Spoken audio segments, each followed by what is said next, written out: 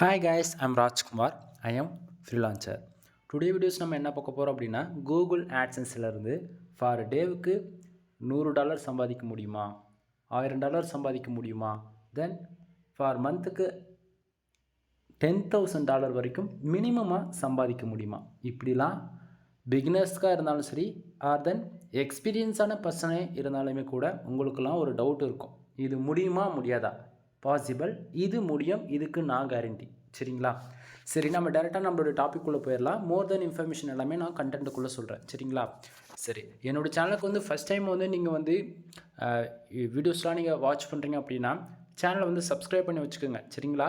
கண்டிப்பாக உங்களுக்கு இன்றைக்கி யூஸ்ஃபுல்லாக இல்லைனாலும் ஃப்யூச்சரில் ரொம்ப யூஸ்ஃபுல்லாக இருக்கும். இது ஏன் நான் சொல்கிறேன் அப்படின்னா ஆன்லைனில் ஏர்ன் பண்ணுறது ஒரு பக்கம் இருந்தாலும் எக்ஸ்பீரியன்ஸ் இருந்தால் மட்டும்தான் இது பாசிபிள். சரிங்களா? என்னுடைய எக்ஸ்பீரியன்ஸை நான் உங்களுக்கு வந்து ஷேர் பண்ணிகிட்ருக்கேன். ஸோ எக்ஸ்பீரியன்ஸான பர்சன்ட் என்ன சொல்கிறாங்களோ அதை கேட்டுக்கிட்டே நீங்கள் ஒர்க் பண்ணால் மட்டும்தான் ஷார்ட் அண்ட் டைமில் வந்து ரெவன்யூன்றது ஒன்று அச்சீவ் பண்ண முடியும். சரிங்களா?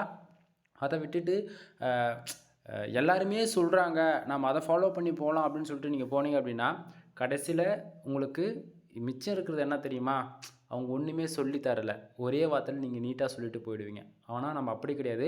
நான் உங்களுக்கு எல்லாமே சொல்கிறேன், ஆனால் அது புரிஞ்சுக்கிட்டு கொஞ்சம் நிதானமாக ஒர்க் பண்ணுங்கள். நிதானமானா ஒரு வருஷம் இல்லை 1.5 வருஷம் கற்றுக்கிறதுக்கே டைம் கொடுங்க. அதுக்கப்புறம் நம்ம வந்து ரெவன்யூன்றது ஒன்று எடுக்கலாம். சரிங்களா? சரி, டாபிக்குள்ளே வந்துடலாம்.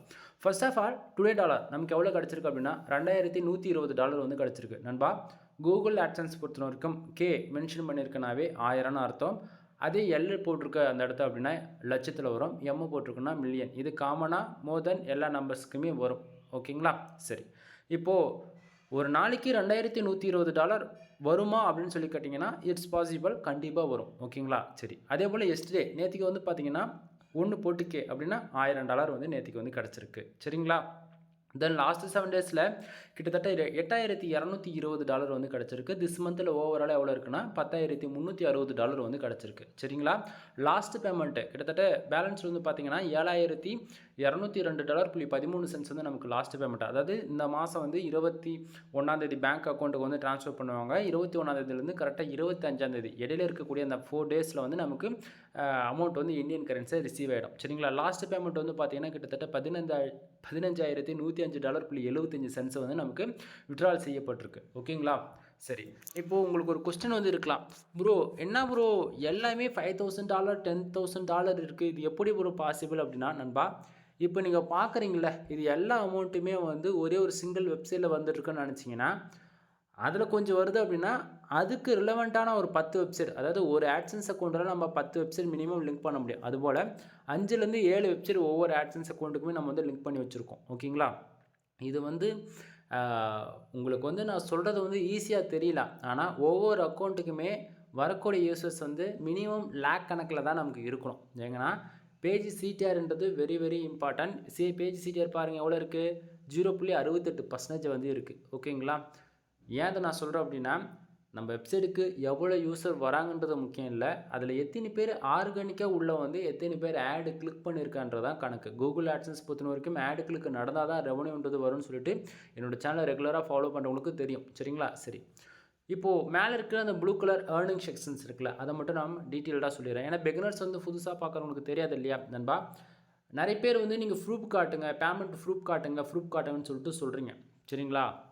நல்லா புரிஞ்சுக்கணும், நான் ப்ரூஃப் கொடுத்துட்டேன். 2 வருஷமாக நான் எக்ஸ்பெரிமெண்ட், அதாவது என்னோடய வெப்சைட் நேம் வந்து MrFruit.com. $1 எப்படி $1 ஆரம்பித்து மாதத்துக்கு $1,500 வரைக்கும் நான் வித்ட்ரால் பண்ணி லைவ் ப்ரூஃபாக கரெக்டாக வீடியோ டைமிங் வந்து சொல்கிற நோட் பண்ணிக்கோங்க. நைட்டு 11:40க்கு ஸ்டார்ட் பண்ணி 12:20 அதிகபட்சம் 12:30 வரைக்கும் நம்ம வீடியோ எடுத்து கொடுத்துருக்கேன்.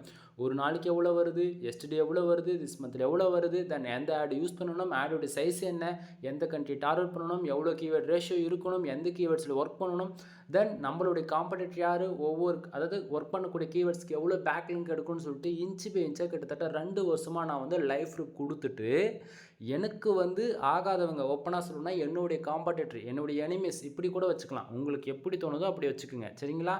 ஸோ அவங்களால வந்து என்னோடய வெப்சைட்டுக்கு தேவையில்லாமல் இன்வாலிட் கிளிக் அதிகமாக நடக்கிறதால என்னால் வெப்சைட் நேம் வந்து சொல்ல முடியாத சுச்சுவேஷனில் இன்றைக்கி ரேஞ்சுக்கு நான் இருக்கேன். ஓகேங்களா? நிறைய பேர் வந்து நீங்கள் பேமெண்ட் கொடுக்க, அதாவது ப்ரூஃப் காமிக்கவே மாட்டேங்கிறீங்க. நீங்கள் கொடுக்குற ரிப்போர்ட்டு ஃபேக்கு அப்படின்னு சொல்லிட்டு வீடியோ முழுசாகவே வாட்ச் பண்ணுறதே கிடையாது. சரிங்களா? நான் என்ன சொல்கிறேன் அப்படின்னா, நான் கொடுக்குற ரிப்போர்ட் ஃபேக்குன்னு நினச்சின்னா என் சேனல் இருக்கக்கூடிய எல்லா வீடியோஸும் போய் செக் பண்ணிப்பார். தமிழில் ஆட்சன்ஸில் அதிகபட்சமாக யார் அதிகமான வீடியோஸ் அப்லோட் பண்ணியிருக்காங்க அப்படின்னு ரெக்கார்டு எடுத்து பார்த்தீங்கன்னா என் சேனல் தான் ஃபஸ்ட்டாக வரும். ஓகேங்களா? இது ஏன் அந்த இடத்த சொல்கிறேன் அப்படின்னா, ஏன்னா லைவ் ப்ரூஃப் நண்பா. லைவ் ப்ரூஃப்னா அதாவது உன்னோட வெப்சைட் நேம் வந்து நீ ஓப்பனாக மற்றவங்களுக்கு சொல்வியா, உன்னுடைய காம்படிட்டருக்கு சொல்வியா? இப்போ நீ நல்லா வேலை செஞ்சிட்ருக்கிற ஏதோ ஒரு கீவேர்ட்ஸ்க்கு இந்த ரிப்போர்ட்டு கூகுள் சர்ச் கன்சோலுடைய டேட்டா அதன் மோர் தென் உங்களுடைய டேட்டா வந்து உன்னுடைய ஃப்ரெண்டுக்கே நீ காமிப்பியா? இந்த இடத்த நல்லா யோசித்து பாருங்கள் நான் என்ன சொல்ல வரேன்றதுன்னு சொல்லிட்டு. ஆனால் நான் எல்லாத்தையுமே ஓப்பனாக உடச்சி நான் வந்து இல்லை இந்த கண்ட்ரி தான் நான் டார்கெட் பண்ணுறேன், என்னுடைய வெப்சைட் இது தான், நான் இந்த கீவேர்ட்ஸில் தான் ஒர்க் பண்ணிகிட்ருக்கிறேன், நீங்களும் ஒர்க் பண்ணுங்கள், கண்டிப்பாக அது பாசிபிள் அப்படின்னு சொல்லிட்டு இன்ச்சு பை இன்ச்சாக நான் சொன்னேன். இதை வந்து மற்றவங்க வந்து அவங்களுடைய பிஸ்னஸ் அதாவது இப்போ நான் ஒரு ஃப்ரீலான்சராக ஒர்க் பண்ணுறேன் அப்படின்னா மற்ற ஃப்ரீலான்சர்ஸ் வந்து என்ன பண்ணுறாங்க அப்படின்னா என் சைட்டை வந்து காலி பண்ணுறதுலேயே குறிக்கோளாக இருக்காங்க. புரியுதுங்களா? அப்படின்னும் போது நான் எப்படி நண்பா ஓப்பனாக டொமைன் காமிச்சு பண்ண முடியும்? ஏன்னா ஒரு டொமைன் நான் காமிக்கிறேன் அப்படின்னா அது பிரச்சனை கிடையாது. ஓகேங்களா? ஆனால் அதில் வந்து மல்டிபிள் அக்கௌண்ட்டு லிங்க் பண்ணி வச்சுருக்கிறதால ஒன்று அஃபெக்ட் ஆச்சுன்னா கூகுள் ஆட்சன்ஸ் பொறுத்த வரைக்கும் மற்ற அக்கௌண்ட்டு சேர்ந்து அஃபெக்ட் ஆகி போயிடும். அதனால தான் நம்ம வந்து காட்ட முடியாத சுச்சுவேஷன். புரியுன்னு நினைக்கிறேன். புரியல அப்படின்னா கீழே டிஸ்கிரிப்ஷனில் கான்டாக்ட் நம்பர் கொடுத்துருக்கேன், கால் பண்ணுங்கள். மோர் இன்ஃபர்மேஷன் வந்து உங்களுக்கு நான் ஷேர் பண்ணுறேன். சரியா? சரி. இப்போது கூகுள் ஆட்சன்ஸ் பொறுத்த வரைக்கும் கரெக்டாக 1 ஹவருக்கு வந்து நமக்கு அப்டேட் ஆகிட்டே இருக்கும். அதாவது 1 ஹவர் ஒன்ஸ் வந்து நமக்கு அப்டேட் ஆகிட்டே இருக்கும். அது என்ன ப்ரோ எனக்கு சரியாக புரியல அப்படின்னா நண்பா, இது வந்து ஒரு எக்ஸ்பெரிமெண்ட் வீடியோ ஸ்டார்டிங்கே சொல்லிட்டேன். அது இல்லாமல் நீங்கள் இந்த வீடியோஸ் நீங்கள் பார்த்துட்ருக்கீங்க அப்படின்னா ஜஸ்ட் ஃபார் நான் ஒரு ஸ்க்ரீன்ஷாட் வச்சு தான் நான் பேசிகிட்டு இருக்கேன். ஓகேங்களா? ஏன் லைஃப் ப்ரூஃப் கொடுக்க முடியாத சுச்சுவேஷன் என்னன்றது நான் ஃபஸ்ட்டே சொல்லிட்டேன். எனக்கு இன்வாலிட் கிளிக் வந்து அதிகமாக நடக்குது. என்னுடைய காம்படிட்டரான எனிமேஸ் தென் மற்றவங்க எல்லாமே என்னுடைய சைட்டை வந்து மிஸ்யூஸ் பண்ண ட்ரை பண்ணுறதால வந்து டொமைன் நேம் காட்ட முடியாத சுச்சுவேஷன். ஓகேங்களா? சரி, டாபிக்குள்ளே வந்துடலாம். கூகுள் ஆட்சன்ஸ் பொறுத்த வரைக்கும் 1 ஹவர்ஸ் ஒன்ஸ் வந்து நமக்கு அப்டேட் ஆகும்னு சொன்னால அது என்ன அப்படின்னா நமக்கு எவ்வளோ பேஜ் ஆர்பிஎம் சிபிசி பேஜ் அதாவது கிளிக்ஸ் இதெல்லாம் வந்து 1 ஹவருக்கு ஒன்ஸ் தான் வந்து அப்டேட் ஆகும். அதுக்கு இடையில் அப்டேட் ஆகாது. ஸோ அந்த விதத்தில் இப்போ டுடே டாலர் $2120 இருக்கு இல்லையா? இது வந்து அடுத்த 1 மணி நேரத்துக்கு அப்புறம் $120 இருக்கக்கூடிய இடத்த $200 ஆகலாம், $300 ஆகலாம். ஓகேங்களா? ஸோ டுடேவில் வந்து அது 1 ஹவர்ஸ் ஒன்ஸ் வந்து அப்டேட் ஆகிட்டே இருக்கும். நமக்கு டிஃப்ரென்ஸ் தெரியும். சரியா? சரி.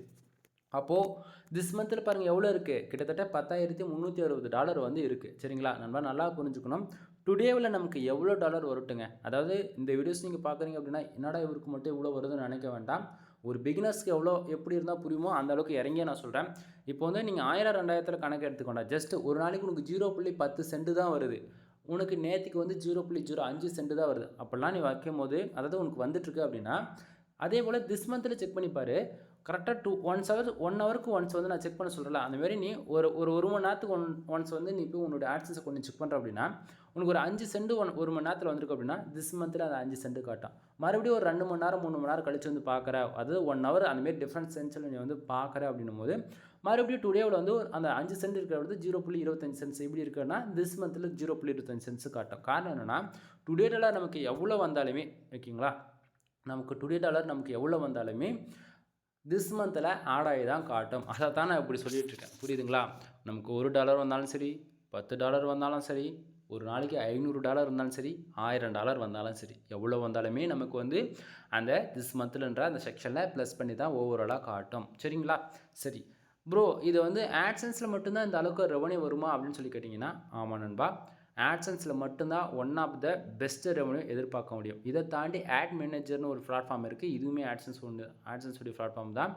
தென் ஆட் மோப் இருக்குது, ஆட்சன்ஸ் 360 இருக்குது. சரிங்களா? இதில் அதிகமாக ரெவன்யூ வரக்கூடிய platform AdSense, AdMob, ad manager. இது 3 பிளாட்ஃபார்ம்லேயும் உங்களுக்கு வந்து ரெவன்யூ கிடைக்கும். இதில் ஆட்சன்ஸ் மட்டும்தான் ஆடு கிளிக் நடந்தால் ரெவன்யூ ஜென்ரேட் ஆகும். மற்ற ரெண்டுத்துலேயும் வந்து பார்த்தீங்கன்னா ஆட் மோப், ஆட் மேனேஜர் வந்து ECBM அதாவது 1000 இம்ப்ரெஷனுக்கு உங்களுக்கு மினிமம் ஒரு 1000 இம்ப்ரெஷன் வருதுன்னா $100 தர இந்தியாவிலேருந்து ஒரு யூஸ் இருக்குது. அதுவே யூஎஸ்லேருந்து வருது, யுனைடெட் கிங்டம்லேருந்து வருது. அது போலனா 1000 இம்ப்ரெஷனுக்கு உங்களுக்கு மினிமமாக $5000 10,000 வரைக்கும் இந்தியன் கரன்சியில் உங்களுக்கு கிடைக்கும். அப்படி ஓகேங்களா? அதாவது நீங்கள் ரூபீஸ் வந்து இந்தியாவில் வச்சுருக்கீங்க அப்படின்னா இந்தியன் ரூபீஸில் காட்டும். அதுவே நீங்கள் US டாலர்ஸில் வச்சுருக்கீங்கன்னா டாலர்ஸில் காட்டும். ஓகேங்களா? புரிஞ்சுக்குங்க. சரி, இப்போ டாப்பிக்கில் வந்துடலாம். அப்போது டுடே வந்து எவ்வளோ வந்தாலும் திஸ் மந்தில் ஓவராலாக சேர்த்து காட்டணும்னு நமக்கு தெரிஞ்சிருச்சு மேலே இருக்கிற ஏர்னிங் செக்ஷனில். அப்போது எஸ்டே லாஸஸ் அந்த அமௌண்ட்டில் எங்கேருந்து வந்துச்சு அப்படின்னு சொல்லி கேட்டிங்கன்னா டுடேவில் இருக்கக்கூடிய அமௌண்ட் வந்து கரெக்டாக நைட்டு ஒரு 12 மணிக்கு மேலே ஆன உடனே இந்த பேஜஸ் நம்ம ரீஃப்ரெஷ் பண்ணோம் அப்படின்னா கரெக்டாக டுடேவில் இருக்கக்கூடிய எல்லா டாலர்ஸுமே அப்படியே எஸ்டர்டேக்கு மூவ் ஆகிடும். அப்போ டுடேவில் என்ன ஆகும் அப்படின்னா 0 ஆகிடும். அப்போது கரெக்டாக டுடேவில் மறுபடியும் எப்போ அந்த அமௌண்ட் வந்து ரெவன்யூன்றது வர ஆரம்பிக்கும் அப்படின்னா கரெக்டாக நைட்டு 12 மணிக்கு மேலே ஆன உடனே டுடேவில் இருக்கக்கூடிய எல்லா அமௌண்ட்டும் வந்து எஸ்டர்டேக்கு மாறின்னு சொல்லிட்டு இல்லையா. மறுபடியும் இப்போ 1 மணி ஆகுது அப்படின்னா அந்த டைமுக்கு எவ்வளோ பேஜ் வியூஸ் எவ்வளோ ஆடுகளுக்கு நடக்குதோ அதுக்கு வரக்கூடிய ரெவன்யூ வந்து மறுபடியும் டுடேவில் வந்து ஆட் ஆக ஸ்டார்ட் ஆகிடும். புரியுதுங்களா? சரி, அப்போது எஸ்டர்டேவில் ஆல்ரெடி இப்போ $1000 இருக்குல்ல, அந்த $1000 எங்கே ப்ரோ போகும் அப்படின்னு சொல்லி கேட்டிங்க அப்படின்னா லாஸ்ட்டு 7 days இருக்குல்ல, $8620 இருக்கு இல்லையா, அது கூட போய் ப்ளஸ் ஆகிடும். ஓகேங்களா? அதுக்குன்னு நல்லா புரிஞ்சுக்கிறோம்னா இது லாஸ்ட்டு 7 days அமௌண்ட் அப்படின்றதால 8000 கூட 1000 போட்டாச்சு அப்படின்னா $9220 ப்ளஸ் பண்ணி காட்டுமா அப்படின்னு சொல்லி கேட்டிங்கன்னா அதுவுமே கிடையாது. ப்ளஸ் ஆகிடுனா அது லாஸ்ட்டு 7 days. இது வந்து அதிகமாகவும் காட்டும் கம்மியாகவும் காட்டும். கான்செப்ட் புரியுதுங்களா? ஏன்னா வந்து 7 நாளுன்றதால ஒரு நாள் $500 வந்திருக்கலாம், அப்புறம் $200 வந்திருக்கலாம், 100 வந்திருக்கலாம், சடனாக $3000 இப்படி கூட வந்திருக்கலாம். அப்படின்னும் போது அது அதிகமாகவும் காட்டும் கம்மியாகவும் காட்டும். எப்பவுமே எஸ்டர்டேவும் லாஸ்ட்டு 7 days கணக்கில் எடுத்துக்காதீங்க. ஓகேங்களா? திஸ் மந்தில் வரக்கூடியது எல்லாமே திஸ் மந்தில், அதாவது டுடேவில் எவ்வளோ வருதோ அது எல்லாமே ஓவராலாக உங்களுக்கு ஒரு மாதத்துக்கான ரிப்போர்ட். அது 10 நாள் இருந்தாலும் சரி, 20 நாள் இருந்தாலும் சரி, 30 நாள் இருந்தாலும் சரி, அது எல்லாமே நமக்கு திஸ் மந்தில் ஓவராலாக தான் காட்டும். சரிங்களா? பேலன்ஸில் இருக்கக்கூடிய அமௌண்ட் வந்து பார்த்தீங்கன்னா திஸ் மந்தில் இருக்கக்கூடிய அமௌண்ட் வந்து 1ஆம் தேதி ஆனோடனே 0 ஆகிட்டா பேலன்ஸுக்கு வந்து இந்த செக்ஷன் மூவ் ஆகிடும். இப்போ பேலன்ஸில் இருக்கக்கூடிய அமௌண்ட் வந்து எப்போ அந்த செக்ஷனில் 0 ஆகும்னா இந்த மாதம் 21ஆம் தேதி நமக்கு இந்த அமௌண்ட் வந்து நம்ம பேங்க் அக்கௌண்ட்டுக்கு அனுப்புகிறாங்கன்னா அது லாஸ்ட் பேமெண்ட்டுக்கு இந்த செக்ஷனுக்கு வந்துடும். அதாவது அனுப்பிச்சிட்டாங்க அப்படின்னா வந்துடும். மேலே அப்போது பேலன்ஸில் இருக்கக்கூடிய செக்ஷனில் 0 ஆகிடும். புரியுதுங்களா?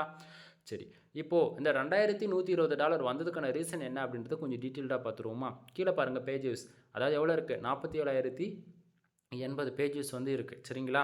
இந்த 47,080 பேஜஸ் வந்து இருக்குல்ல, இது வந்து வந்ததால் நமக்கு இந்த $2000 ஆவரேஜ் பண்ணி கிடச்சிருக்கா அப்படின்னு சொல்லி கேட்டிங்கன்னா கிடையாது நண்பா. கூகுள் ஆட்சன்ஸ் பொறுத்த வரைக்கும் நமக்கு பேஜஸ் வந்தாலோ அல்லது இம்ப்ரெஷன் அல்லது பேஜ் ஆர்பிஎம் சிபிசி இதெல்லாம் நமக்கு வந்து ஒரு ரெவன்யூன்றதுக்கு ஒன்று கிடையாது. கிளிக்ஸ் எவ்வளோ இருக்குது, 326 கிளிக்ஸ் அப்படின்னா நமக்கு 47,080 பேர் வெப்சைட்டுக்குள்ளே வந்திருக்காங்க. அதில் 326 பேர் நம்ம வெப்சைட்டில் வந்திருக்கக்கூடிய ஆட்ஸ் வந்து கிளிக் பண்ணியிருக்காங்க.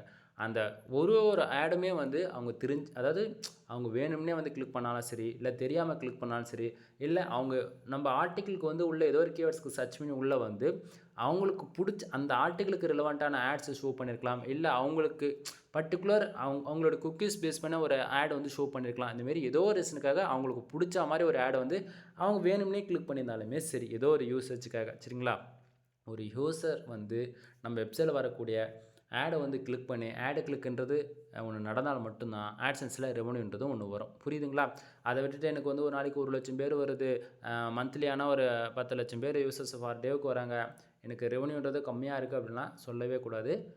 ஆர்கானிக்காக வரணும். ஓகேங்களா? நமக்கு சோஷியல் மீடியா இருக்கலாம், இன்ஸ்டாகிராம், டெலகிராம் சோஷியல் மீடியா எதுவாக இருந்தாலும் நீங்கள் எடுத்துக்கங்க. டேரெக்டாக வருதுன்னா நமக்கு அந்தளவு ரெவன்யூ கிடைக்காது. ஆர்கானிக்காக வரணும். சரியா? சரி ப்ரோ, இப்போ ஒரு நாளைக்கு 47,000 பேர் உங்கள் வெப்சைட்டுக்கு வராங்கல்ல, அது எப்படி ப்ரோ பாசிபிள்? என் வெப்சைட்டுக்கு கூட தான் நானும் ஆர்டிக்கல் போகிறேன் ப்ரோ, மாதத்துக்கு 10 ஆர்டிக்கல் போகிறேன், 20 ஆர்டிக்கல் போகிறேன் அப்படின்னு சொல்லிட்டு நண்பா. உங்கள் வெப்சைட்டுக்கு நல்ல டிராஃபிக் வேணும் அப்படின்னா ஃபார் இயருக்கு 3000 ஆர்டிக்கல் போடணும். ஓகேங்களா? அதாவது நீங்கள் வந்து சொல்லலாம், அதாவது ஒர்க் பண்ணிடுவே பார்த்துருக்கவே மாட்டீங்க. நீங்கள் வந்து சொல்லுவீங்க, என்ன ப்ரோ விளையாடுறீங்களா, நானும் தான் மாதத்துக்கு 30 ஆர்டிக்கல் போடுறேன், என் வெப்சைட்டுக்கு கூட தான் இவ்வளோ டிராஃபிக் வருது அப்படின்னு சொல்லுவீங்க. ஆனால் அப்படி கிடையாது நண்பா. நாம் வந்து இது எல்லாமே ஒரு கால்குலேட் பண்ணி தான் நம்ம சொல்லுவோம். கால்குலேட் பண்ணுன்னா தென் என்னுடைய எக்ஸ்பீரியன்ஸில் நான் என்ன கற்றுக்கிட்டோனோ அதை தான் நான் சொல்கிறேன் தவிர இது வந்து எல்லாமே ஒரு ரிப்போர்ட் வச்சு நம்ம வந்து பேச கிடையாது. ஓகேங்களா? இப்போது நம்ம ஒரு 10 ஆர்டிக்கல் போடுறோம், 10 ஆர்டிக்கலுமே நம்பர் 1 பொசிஷனில் ரேங்க் ஆகிடுமான்னு கேட்டாச்சுன்னா கிடையாது. ஓகேங்களா? 10 போடுறோம் அப்படின்னா எதனா ஒன்று ரேராக இருக்கும், ரேங்க் ஆகிட்டு ஒரு மாதம் சர்வே ஆகும், மிஞ்சி போனால் ஃபஸ்ட்டு பேஜில், அதுக்கப்புறம் 2, 3, 4, 5 ஏதோ ஒரு பக்கத்தில் போயிட முடியும். அதுபோல் தான் நாம் வந்து ஒரு மாதத்துக்கு ஒரு 300 ஆர்டிக்கல் போட முடியாதான், பட் ட்ரை பண்ணலாம் இல்லையா? சரி, வருஷத்துக்கு 3000 ஆர்டிக்கல் தாராளமாக போடணும்னு நினச்சா போடலாம். நீங்கள் 3000 ஆர்டிக்கல் போடுறீங்கன்னும் போது அதில் ஏதோ ஒரு 500 ஆர்டிக்கல் வந்து நமக்கு ஏதோ ஒரு பேஜஸில் ரேங்க் ஆகும். ஒவ்வொரு ஆர்டிக்கலுக்கு ஒரு 3 பேர் வந்தாங்கன்னா கூட ஒரு டேவுக்கு ஒரு 3000 பேர்ன்றது ஆவரேஜ் பண்ணி நமக்கு வந்து வருவாங்க யூசர். கான்செப்ட் புரியுதுங்களா? 3000 பேருக்கு ஒரு 300, அதாவது ஆடுகளுக்கு நடக்கலாம் கூட ஒரு 50, ஒரு 100 ஆடுகளுக்கு நடந்தால் கூட உங்களுக்கு மாதத்துக்கு $150 அதிகபட்சம் $300 வரைக்கும் நீங்கள் தாராளமாக ஏர்ன் பண்ண முடியும். ஓகேங்களா? அப்போ நான் ப்ரோ சொல்கிறீங்க 3000 ஆர்டிகல் நீங்கள் கம்பல்சரி போடுறீங்களான்னு சொல்லி கேட்டிங்கன்னா நண்பா, நான் வந்து அப்ராக்சிமேட்லி ஒரு 3000 ஆர்டிகல் போட சொல்லியிருக்கேன். நீங்கள் ஒழுங்காக ஒர்க் பண்ணுறீங்க அப்படின்னா ஒரு நாளைக்கு மினிமமாக 9லேருந்து 15 ஆர்டிகல் பப்ளிஷ் பண்ணுறதா இருக்கும். இது நினச்சி பாருங்கள், 15 ஆர்டிகல் ஒரு நாளைக்கு அப்படின்னா ஃபார் இயருக்கு அதுவே மல்டிப்ளை பண்ணி பாருங்கள், எங்கே போய் நிற்குதுன்னு அப்போ புரியும். ஓகேங்களா?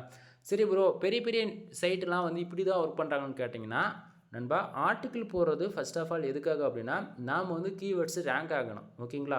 கீவேர்ட்ஸ் ரேங்க் ஆகுது அப்படின்னும் போது அந்த கீவேர்ட்ஸில் எடுத்து நம்ம ஒர்க் பண்ணால் மறுபடியும் ரேங்க் ஆகும். அப்படி கொஞ்சம் கொஞ்சமாக புஷ்அப் பண்ணலாம். ஒன்று. ரெண்டாவதாக காம்படிட்டர்லாம் எப்படி ஒர்க் பண்ணுவாங்கன்னா பர்டிகுலர் பேஜஸ் வந்து ஃபஸ்ட்டு பொசிஷனில் வச்சுக்கிறதுக்காக பேக் லிங்க் எடுப்பாங்க.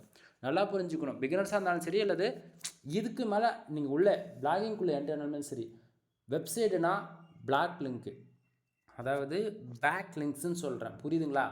பேக் லிங்க் இல்லாமல் எந்த ஒரு வெப்சைட்டும் பேக் எண்டில் ரன்னே ஆகாது. புரியுதுங்களா? இப்போ என்னோடய வெப்சைட் நேம் வந்து mrfood.com, கீழே டிஸ்கிரிப்ஷனில் கிளிக் பண்ணாலே ஃபஸ்ட்டே உங்களுக்கு ஷோ பண்ணிவிடும். அந்த வெப்சைட்டுக்கு போய் domain authority, domain rating check பண்ணி பாருங்கள். மினிமமாக டொமைன் அத்தாரிட்டி வந்து அதாவது ஒரு 57 இருக்கும். டொமைன் ரேட்டிங் வந்து ஒரு 48 இருக்கும். ஆவரேஜ் பொசிஷனில் நான் வச்சுருக்கேன். ஸ்பேம் ஸ்கோர் 1 தான் இருக்கும். இது ஏன் நான் அப்படி சொல்கிறேன் அப்படின்னா, பேக்லிங்க் எடுக்கிறது மூலிமா தான் எனக்கு வந்து வெப்சைட்டுக்கான அத்தாரிட்டி ஸ்கோர்ஸ் வந்து இன்க்ரீஸ் ஆகுது. கூகுளுக்கு இது வந்து என்னோடய வெப்சைட் ரொம்ப ட்ரஸ்டபுளாக தெரியுது. ஓகேங்களா? பேக்லிங்க் இருக்கிறது மூலிமா தான் மற்றவங்க வந்து என்னோடய வெப்சைட்டோடைய பொசிஷன் செக் பண்ணி பார்த்துட்டு, ஓகே டொமைன் அத்தாரிட்டி இவ்வளோ இருக்கா, நாம் ஒரு பேக்லிங்க் இவங்க வெப்சைட்லேருந்து எடுக்கலாம் அப்படின்னு சொல்லிட்டு அவங்க யோசிப்பாமல் எடுப்பாங்க. இது போல தான் நண்பா, உன் வெப்சைட்டுக்கு நீ மற்றவங்க வந்து யாரும் ஃப்ரீயாலாம் கொடுக்க மாட்டாங்க. நீ போய் எடுக்கலாம். பேருக்கு கமாண்ட் பேக்லிங்க் எடுப்ப, மோர் தென் நீ என்ன வேணால், அதாவது பேக்லிங்க்கில் எவ்வளோ டைப் இருக்குது. ஏன்னா எல்லாத்தையும் சொல்லணும்னா பாலி சொல்யூஷன் வந்துடும் எனக்கு. புரியுதுங்களா? அதாவது எல்லாரும் செய்கிறது மிஸ்டேக் என்னவோ அதை தான் நம்ம ஃபைண்ட் அவுட் பண்ணி சொல்ல முடியும். எல்லாருமே 95% மேலே கமாண்ட் பேக்கில் தான் எடுப்பீங்க. அதனால தான் நான் சொல்கிறேன். ஃப்ரீயாக கொடுக்குற பேக்லிங்க் வந்து நீங்கள் உண்மைக்குமே நீங்கள் சொல்லுங்கள் பார்ப்போம். நீங்கள் உங்கள் வெப்சைட்டில் வந்து யாராச்சும் கமாண்ட் போடுறாங்க, அவங்க வெப்சைட் லிங்க் போட்டு பின் பண்ணி போடுறாங்க அப்படின்னா நீங்கள் அதை அப்ரூவல் கொடுப்பீங்களா? கண்டிப்பாக மாட்டீங்க. மோர் தென் 85%க்கு மேலே எல்லாருமே அதை ஸ்பேமில் போட்டு டிலீட் பண்ணிவிடுவீங்க. கண்டிப்பாக அப்படி தானே? அப்படின்னும் போது நான் கொடுப்பேனா? கண்டிப்பாக முடியாது. இங்கே எல்லாருமே சம் அமௌண்ட் இன்வெஸ்ட் பண்ணாத நமக்கு பேக்லிங்க்கும் கிடைக்காது, ஃப்ரீயாக எதுவும் கிடைக்காது. ஃப்ரீயாக கிடைக்கிறது என்னத்தானா, இப்போ நான் சொல்கிறேன் இவ்வளோ பேக்கெண்டில் இருக்குப்பா, நீ இப்படி ஒர்க் பண்ணால் தான் உனக்கு ரெவன்யூ கிடைக்குன்றது நான் சொல்கிறதுக்கான ரீசன் என்னென்னா, இதெல்லாம் நான் கற்றுக்கிட்டது. ஏன்னா இது எனக்கு யாரும் சொல்லித்தரலை. இப்படிலாம் பண்ணால் தான் நமக்கு வந்து ஷார்ட் அண்ட் டைமில் அச்சீவ் பண்ண முடியும்னு சொல்லிட்டு நாம் ஒன்று ஒன்றா கற்றுக்கிட்டது வந்து புதுசாக வரவங்க ஒரு பிகினர்ஸாக இருந்தாலும் சரி, இல்லை நீங்கள் காலேஜ் முடிச்சுட்டு இதுக்கு மேலே பிளாகிங்குள்ளே என்ட்ரி ஆனாலும் சரி, இல்லை இதுக்கு முன்னாடி ஒர்க் பண்ணிட்டு இருந்து ஒர்க் பண்ணாமல் விட்டுருக்கலாம். ஓகேங்களா? அவங்களுக்குலாம் ஒரு மோட்டிவாக இருக்குன்றதான் தெளிவாக சொல்கிறேன். பேக்லிங்க்கு மினிமமாக உங்கள் வெப்சைட்டுக்கு ஒரு 1,00,000 பேக்லிங்க் நீங்கள் எடுக்கிறீங்க அப்படின்னும் போது ஆட்டோமேட்டிக்காக கூகுள் என்ன தெரியுமா பண்ணும், புஷ்அப் பண்ணிக்கிட்டே இருக்கும். யூடியூப் வீடியோஸ் எப்படி ஆட்டோமேட்டிக்காக ஒரு டைம் வீடியோஸ் பார்த்துட்டு நமக்கு திருப்பி அதுபோல் நம்ம வருது, அதுபோல் நம்ம வெப்சைட் அவங்களுக்கு வந்து ரெக்கமெண்ட் போகிறதோ அப்படின்னு சொல்லிட்டு நிறைய பேருக்கு கொண்டுட்டு போய் சேர்த்துறோம். பேக்லிங்க் எந்த அளவுக்கு அதிகமாக நம்ம வெப்சைட்டுக்கு இருக்கோ அதை பொறுத்து தான் நம்ம வெப்சைட்டை வரக்கூடிய டிராஃபிக் இன்க்ரீஸ் ஆகும். டிராஃபிக் இன்க்ரீஸ் ஆகுதுனாவே ஆட் கிளிக் இன்க்ரீஸ் ஆகும். ஆட் கிளிக் இன்க்ரீஸ் ஆகுதுனாவே நமக்கு வரக்கூடிய ரெவன்யூன்றது ஒன்று இன்க்ரீஸ் ஆகும். இதுதான் பேக் எண்டில் நடக்கக்கூடிய மெத்தட். ஓகேங்களா? அப்போ என்ன ப்ரோ சொல்ல வரீங்க, பேக்லிங்க் இல்லாமல் நம்மளால் ரெவன்யூன்றது இந்த அளவுக்கு எதிர்பார்க்க முடியாதா அப்படின்னு சொல்லி கேட்டிங்கன்னா, ஆமாம் நண்பா. இப்போது மாதத்துக்கு $1000ன்றது $1500 மினிமம் ஒரு $2000ன்றது பேக்லிங்க் இல்லாமல் பாசிபிள். ஒரு நாளைக்கு 1000 பேர் வந்தாலே எடுக்க முடியும். ஆனால் எனக்கு வந்து மாதத்துக்கு வந்து ஒரு $20,000 வேணும், $30,000 வேணும் அப்படின்னு நினச்சிங்க அப்படின்னா பேக்லிங்க் ஒவ்வொரு ஆர்டிக்கிளுக்கும் மினிமமாக 5000 பேக்லிங்க் 10,000 பேக்லிங்க் எடுக்கிறதா இருக்கும். நீங்கள் போஸ்ட்டாக போட்டாலும் சரி, இல்லை பேஜஸ் க்ரியேட் பண்ணி அந்த பேஜஸ் ரேங்க் பண்ணணும்னு நினச்சாலும் சரி, எப்படி பண்ணாலுமே வந்து நீங்கள் பேக்லிங்க் இருக்காமல் ஒன்றும் பண்ண முடியாது. சரிங்களா? சரி ப்ரோ, இவ்வளோ சொல்கிறீங்கள, இப்போ நான் என்னோடய வெப்சைட்டுக்கு பேக்லிங்க் எடுக்கணும், அதுக்கு எதனா ஹெல்ப் பண்ண முடியுமானா நண்பா, நம்மக்கிட்ட வெப்சைட்டு சம்மந்தமாக A to Z எல்லா சர்வீஸுமே அவைலபிள் இருக்குது. டொமைன் அத்தாரிட்டிஸ், அதாவது வெப்சைட்டுக்கு தேவையான content writing service, domain authorities service, domain ரேட்டிங்கான சர்வீஸ், அது இல்லாமல் பேக்லிங்க் சர்வீஸு, அது இல்லாமல் கூகுள் ஆட்சன்ஸ் அப்ரூவல் சர்வீஸ்னு சொல்லிட்டு SEO சர்வீஸ், வெப்சைட் ஆடிட்டிங் பார்க்குறது, அதுபோல் வெப்சைட்டுக்கு ஆட் ப்ளேஸ் பண்ணி கொடுக்குறது. அதாவது ஒரு சம் டாபிக் மட்டும் இப்போ சொல்லியிருக்கேன், டீட்டெயில்டாக வந்து பின்னாடி சொல்கிறேன். சரியா? சரி. இதுபோல் பேக்லிங்க் இருந்தால் தான் ரெவன்யூன்றது ஒன்று அதிகமாக வருவது நல்லா மைண்டில் வச்சுக்கோங்க. சரியா? சரி. இப்போது நம்ம வெப்சைட்டுக்கு 326 ஆட் கிளிக் நடந்திருக்கு. அதனால் $2120 வந்து கிடச்சிருக்குன்னு சொல்லிட்டு கன்ஃபார்ம் பண்ணிட்டோம். சரி, இப்போ பக்கத்தில் இருக்கக்கூடிய இந்த பேஜ் ஆர்பிஎம் சிபிசி என்ன அப்படின்னு சொல்லி கேட்டிங்கன்னா, பேஜ் ஆர்பிஎம் $44.35 பேஜ் ஆர்பிஎம் இருக்குது. சிபிசி $6.53 வந்து இருக்குது.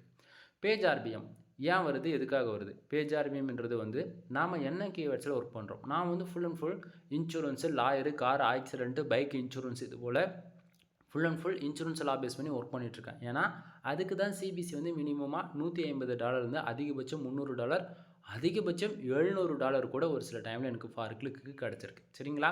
ஸோ நான் வந்து அதுபோல் ஆர்டிகல்ஸ் மேக் பண்ணுறதுக்கான ரீசன் என்னென்னா, எனக்கு வந்து ஒரு கிளிக்கு நடந்தாலுமே ரெவன்யூன்றது அதிகமாக வேணுன்றதால நான் பண்ணிகிட்ருக்கேன். இல்லை ப்ரோ எனக்கு இன்சூரன்ஸ் லா பேஸ் பண்ணால் எல்லாத்தையும் வராது வைக்க முடியாது, எனக்கு வந்து தெரிஞ்சதோ இப்போ டெக் பற்றி நான் எழுதுவேன், மற்றவங்க ஏதோ பிளாகிங் மாரி பண்ணணும்னா அதை படித்து எனக்கு புரிஞ்சு எழுதிடுவேன், ஆனால் பட் இன்சூரன்ஸ் பற்றி தெரியாது அப்படின்னா நண்பா, ஸ்டார்டிங்கில் எல்லாமே கொஞ்சன்றது அதிகமாகவே ஸ்டிக்கில் தான் இருக்கும். ரிசர்ச் பண்ண நம்மளுடைய எக்ஸ்பீரியன்ஸில் நம்ம லேர்ன் பண்ணிக்கலாம். ஓகேவா? சரி, இப்போது ஒரு யூசர் வந்து ஒரு ஆடு கிளிக் பண்ணாங்கன்னா எனக்கு எவ்வளோ தெரியுமா கிடைக்கணும்? $44.35 வந்து கிடைக்கணும். இந்த பேஜ் ஆர்பிஎம் இருக்குல்ல, அவ்வளோ கிடைக்கணும்.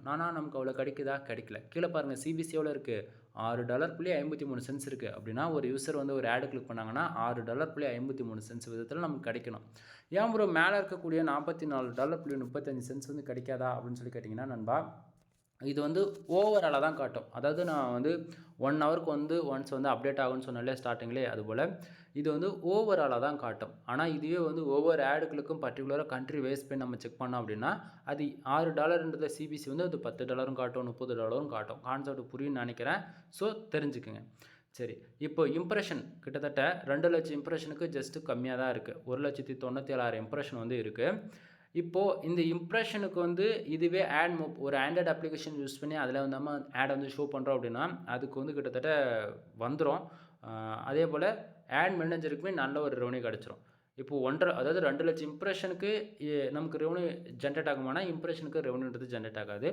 இம்ப்ரெஷன் ஏன் வருது, எதுக்காக வருதுன்னா, இப்போ கிட்டத்தட்ட 47,000 பேர் என்னோடய வெப்சைட்டுக்கு வந்திருக்காங்க.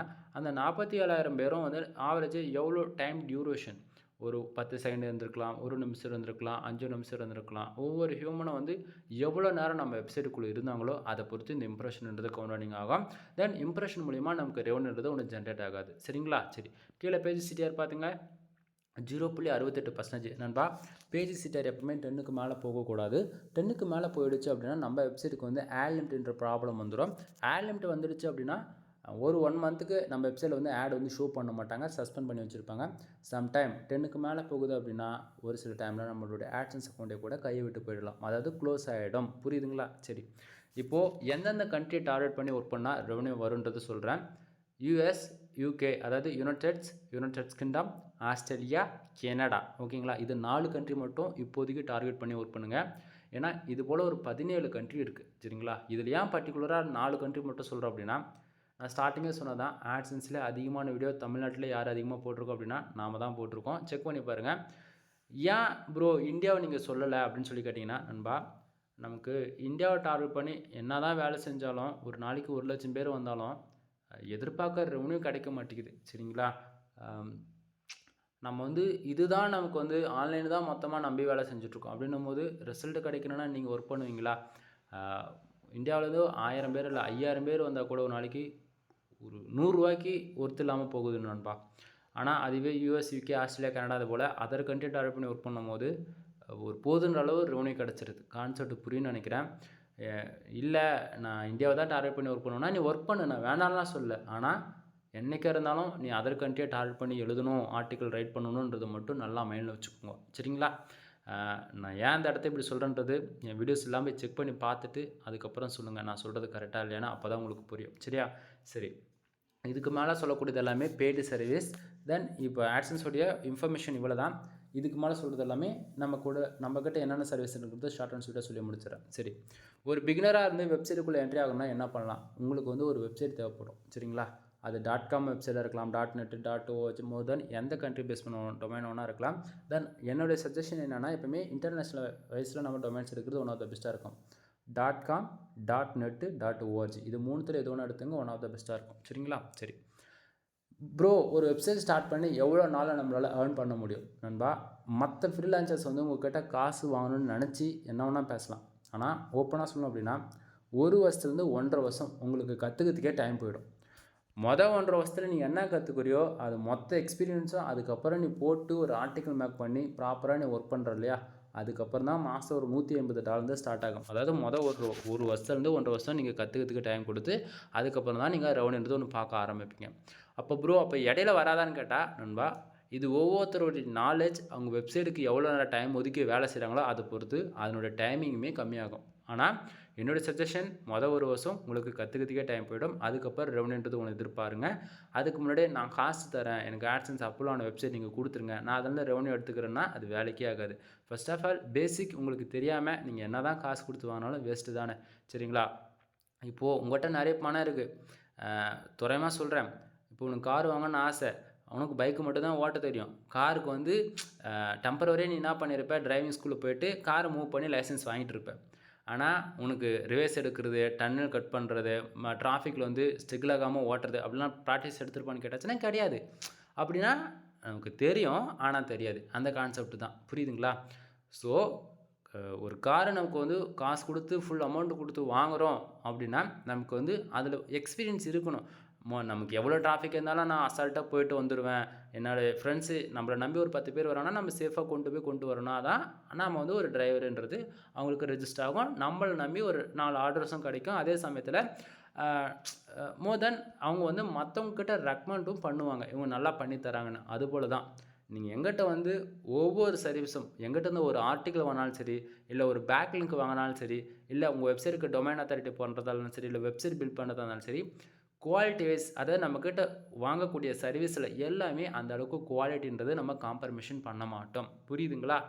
இது ஏன் நான் கம்பேரிசன் சொல்கிறேன் அப்படின்னா, நீ பாட்டுட்டு நான் உங்கள்கிட்ட காசு வாங்கிறது 5 நிமிஷம் ஆகாது, நான் கால் பண்ணி எல்லா இன்ஃபர்மேஷன் சொல்லிட்டு நீங்கள் காசு போடுங்க அப்போ தான் நான் வந்து உங்களுக்கு சொல்லித்தரேன்னா சொல்ல மாட்டேன். வீடியோவில் சொல்கிறதா உங்களுக்கு கால் பண்ணான்னு சொல்லுவேன். உனக்கு கற்றுக்கிறதுக்கு இன்ட்ரெஸ்ட் இருக்குது அப்படின்னா கற்றுக்கணுன்னு மட்டும் நான் ஸ்டார்டிங் ஒரு வருஷம், ஒரு வருஷத்துக்கு அப்புறமேட்டுக்கா ரெவன்யூன்றது ஒன்று எதிர்பாருங்க யாராக இருந்தாலும். அதுக்கு இடையில எனக்கு வந்து நான் காசு கொடுத்து ஆட்சன்ஸ் அப்லோட் ஆன சைடு நான் வாங்கிக்கிறேன், அதுலேருந்து ஏர்ன் பண்ணிக்கிறேன்னு நினச்சி உள்ளே என்ட்ரி ஆனீங்கன்னா கண்டிப்பாக சொல்கிறேன் நண்பா, ஒத்த பைசா கூட பிரயோஜனம் இருக்காது. ஸோ பார்த்துக்குங்க. சரிங்களா? சரி, இப்போது நான் வந்து வெப்சைட் வந்து ஃபுல் அண்ட் ஃபுல் பில்ட் பண்ணி கொடுத்துட்ருக்கேன். ஓகேங்களா? பிகினர்ஸாக இருந்தாலும் சரி, நீங்கள் எக்ஸ்பீரியன்ஸான பர்சன் தான் யாராக இருந்தாலும் சரி, என்னுடைய அமௌண்ட் வந்து கொஞ்சம் எக்ஸ்பென்சிவாக தான் இருக்கும். ஏன்னா நான் டீச் பண்ணுறது அந்த மெத்தடில் பண்ணுவேன் ப்ராப்பராக. ஓகேங்களா? சரி, நான் வந்து ஒரு வெப்சைட் பில்ட் பண்ணுறதுக்கு 11,000 வாங்கிட்டுருக்கிறேன். ஆன்லைன் கிளாஸோடு உங்களுக்கு கவர் அப் பண்ணணும், ஸ்க்ராட்ச்லேருந்து டில் எண்டு வரைக்கும் கற்றுக்கணும் அப்படின்னா 15,000 சார்ஜ் பண்ணிகிட்ருக்கேன். வெப்சைட்டுக்கு ப்ரீமியம் தீம்ஸ் வேணும் அப்படின்னா லைசன்ஸ் கீ மட்டும் போட்டு ஆக்டிவேட் பண்ணி கொடுத்து ப்ரீமியம் டெம்ப்ளேட்டில் ஒர்க் பண்ணி கொடுப்பேன், அதாவது தீம்ஸில் ஒர்க் பண்ணி கொடுப்பேன். 18,000 சார்ஜ் பண்ணிகிட்ருக்கேன். ஓகேங்களா? எந்த ஒரு ஃப்ரீலான்சரும் நான் இவ்வளோ தான் அமௌண்ட் ஆகணும்னு சொல்ல மாட்டாங்க. அதாவது மற்றவங்களையும் என்னை தயவு செஞ்சு யாரும் கம்பேர் பண்ணாதீங்க. மற்றவங்க வந்து 5,000 நான் பண்ணித்தரேன், 7,000 பண்ணித்தரேன், 10,000 பண்ணித்தரேன்னா அவங்க உங்களை ஏதோ ஸ்கேம் பண்ண போகிறாங்க, கரெக்டான சப்போர்ட் இல்லைன்னு அர்த்தம். ஓகேங்களா? என்னை பொறுத்த வரைக்கும் உனக்கு டவுட்டா டேரெக்டாக கால் பண்ணி என்கிட்ட அப்பைக்கப்பே டவுட்டு கிளியர் பண்ணிக்கோ, அதுதான் நான். புரியுதுங்களா?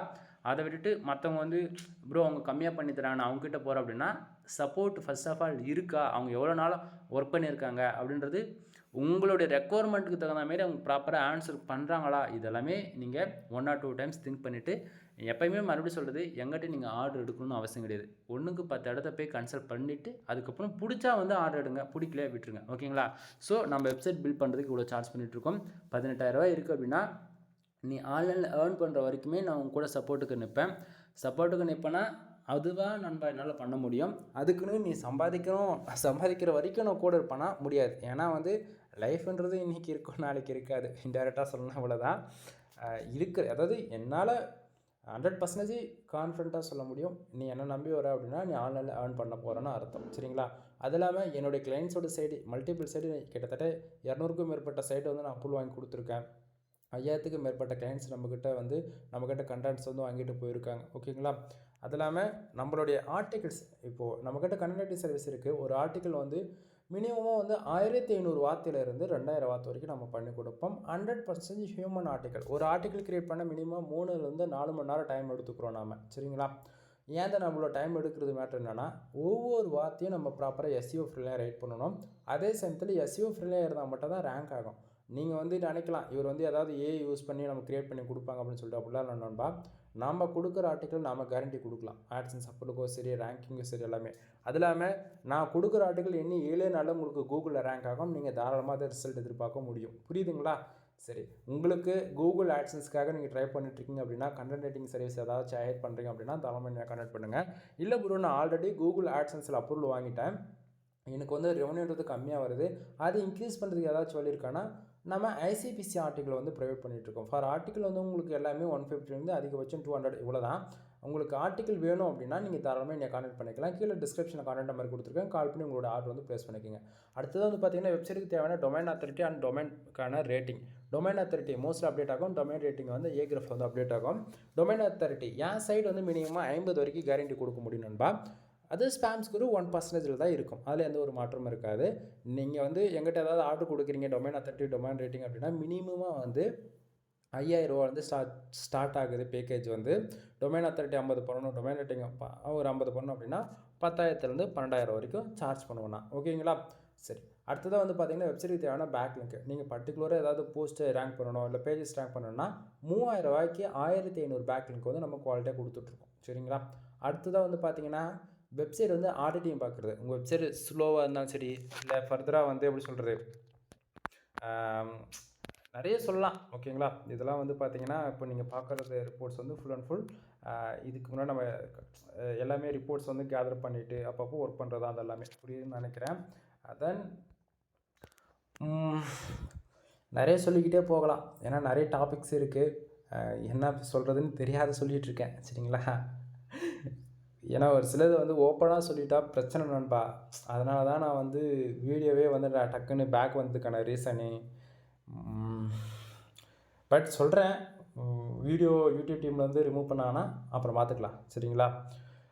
இதில் என்ன கான்செப்ட் அப்படின்னா, நம்ம எவ்வளோ தான் ரிஸ்க் எடுத்து ஒர்க் பண்ணாலுமே பேக் லிங்க் இல்லாமல் வேலை செய்ய முடியாதுன்றதை நான் ஸ்டார்டிங்கே சொன்னேன்.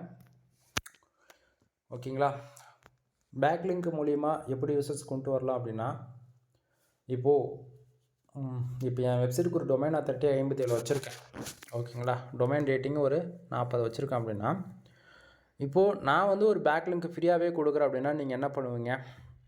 இப்போ என் வெப்சைட்டுக்கு வந்து அதுபோல் தான் இப்போது நம்ம வெப்சைட்டுக்கான ஸ்கோர்ஸ் டொமைன் அத்தாரிட்டி ஒரு எக்ஸ்பீரியன்ஸான பர்சன்ஸ் இருக்காங்க யாராக இருந்தாலும் அப்படின்னா, நம்ம வெப்சைட்டோடைய பேக் ஹேண்டில் இருக்கக்கூடிய இவங்க வெப்சைட் எப்படி பர்ஃபார்மன்ஸ் பண்ணுது, எப்படி பேக் ஹேண்டில் ஒர்க் பண்ணியிருக்காங்க அப்படின்றது டேட்டா வந்து எடுக்க ஆரம்பிச்சிருவாங்க.